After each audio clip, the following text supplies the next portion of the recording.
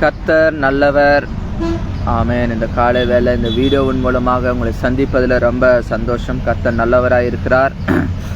இன்றைக்கி ஒரு காரியத்தை நாம் பார்க்க போகிறோம். அது என்னன்னா, நம்முடைய வாழ்க்கையில் தீர்மானம் வேண்டும். வெற்றி பெற வேண்டும் என்றால் நாம் தீர்மானிக்க வேண்டும். பாருங்கள், தீர்மானம் இல்லாதனால்தான் ஒரு டிட்டர்மினேஷன் இல்லை. நான் இப்படி ஆக போகிறேன், நான் இப்படி இருக்க போகிறேன், இதை நான் செய்ய போகிறேன், இதை என்னுடைய ஹேபிட்டாக நான் மாற்ற போகிறேன்.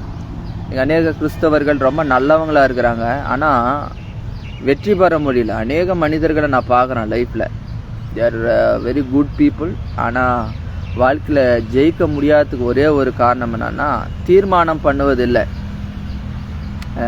நான் ஒரு இப்படி ஆக போகிறேன், இப்படி ஒரு செழிப்பான ஒரு வாழ்க்கையை நான் வாழ போகிறேன், நான் கொஞ்ச நேரம் நான் இவ்வளோ நேரம் பைபிள் படிக்க போகிறேன், நான் ஜெபிக்க போகிறேன், நான் சண்டே ஆனால் கரெக்டாக நான் சபைக்கு நான் போகிறேன். இப்படி பல தீர்மானங்களை நம்முடைய வாழ்க்கையில் நம்ம செய்ய வேண்டும். பாருங்கள், தீர்மானங்கள் தான் ஆசீர்வாதத்துக்கான ஒரு திறவுகோள்களாக இருக்கிறது. டிட்டர்மினேஷன்ஸ்.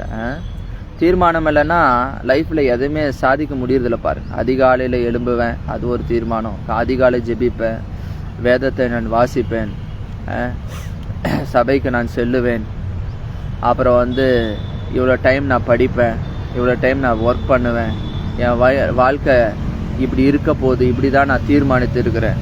அப்படி நாம் தீர்மானம் எடுக்கும் பொழுது தான் வாழ்க்கையில் வெற்றி பெற முடியும். பாருங்கள், இதில் தானியேல் 1ஆம் அதிகாரத்தில் பார்க்கும் பொழுது இஸ்ரவேல் ஜனங்களை சிறைபிடித்து கொண்டு போகிறான். யார்?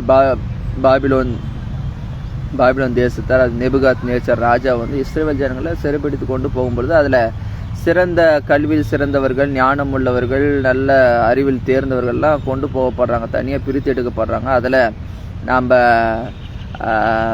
தானியேல் இருக்கிறாப்புல.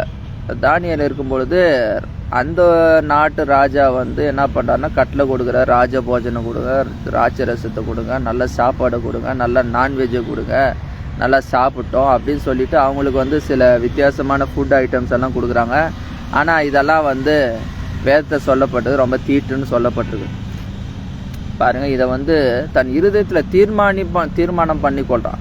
1ஆம் அதிகாரம், தானியேல் 1ஆம் அதிகாரம் 6வது வசனத்தில் 7வது வசனத்தில் ஆனால் வருது. பாருங்கள், இருதயத்தில் தீர்மானம் பண்ணுறான். என்ன தீர்மானம்? நான் இதை சாப்பிட மாட்டேன், இதை நான் புசிக்க மாட்டேன், இது தீட்டு என்று வேதத்தில் சொல்லப்பட்டிருக்கிறது, இதை நான் சாப்பிட மாட்டேன். தீர்மானம் பண்ணி அந்த பிரதானிகள், அந்த தலைவனிடத்தில் போய் வேண்டிக் கொள்கிறார். ஐயோ, இதெல்லாம் நான் சாப்பிடக்கூடாதுங்க ஐயா, நாங்கள் தேவ பிள்ளைங்க, இது மாதிரி நாங்கள் பிரித்து எடுக்கப்பட்டங்க, ஆண்டவருக்காக நாங்கள் உடன்படிக்கை பண்ணப்பட்ட மக்கள், அதனால் இந்த மாதிரி தீட்டுள்ள காரியங்களை சாப்பிடக்கூடாதுன்னு சொல்லி வேண்டிக் கொள்ளும் பொழுது கர்த்தர் அங்கே தயவு கிடைக்க பண்ணுறார்.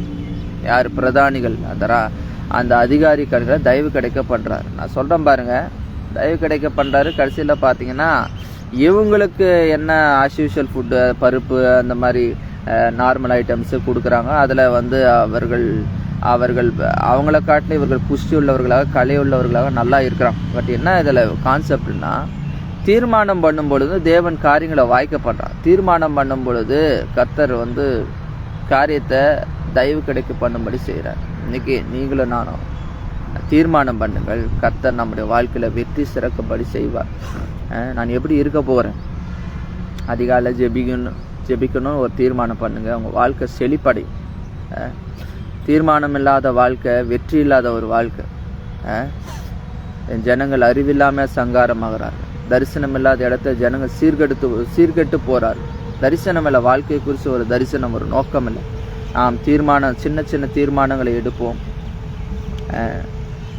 அதில் வெற்றி பெறுவோம். தீர்மானங்கள் எடுக்கும் பொழுது கர்த்தர் கனம் பண்ணுகிறார். தசமபாகம் கொடுக்குறது அது ஒரு தீர்மானம். என்னுடைய வருமானத்தை நான் 10% நான் தசமபாகம் தருவேன், நான் விதைப்பேன், கர்த்தருக்கு கொடுப்பேன். அநேகர் ஃபினான்ஷியலாக ஏன் டெவலப் ஆகுதில்லைன்னா, அதில் ஒரு தீர்மானம் இல்லை, ஒரு உறுதி இல்லை. ஆண்டவர் கொடுக்குற காரியத்தில் உறுதி கிடையாது. பாட்டுக்கு வர்றது அது பாட்டுக்கு செலவழிக்கிறது அது பாட்டுக்கு. அதனால தான் ஃபினான்ஷியல் ஒரு பெரிய ஒரு செழிப்பு இல்லாமல் இருப்பதற்கு காரணம், ஆண்டவர் கொடுக்குற காரியத்தில் நாம் தீர்மானமாக இருப்பதில்லை. இவ்வளோ நான் கொடுப்பேன், 10% தருவேன், 20% அப்படி கொடுத்து பாருங்கள், நிச்சயமாக உங்கள் வாழ்க்கையில் செழிப்படும். நேரத்தை நீங்கள் கர்த்தருக்காக விதையுங்கள், அதில் தீர்மானம் எடுங்க. நான் இவ்வளோ நேரம் ஜெபிப்பேன், அப்படி தீர்மானம் எடுக்கும்போது நிச்சயமாக உங்கள் வாழ்க்கை ஆசீர்வாதமானது இருக்கும்.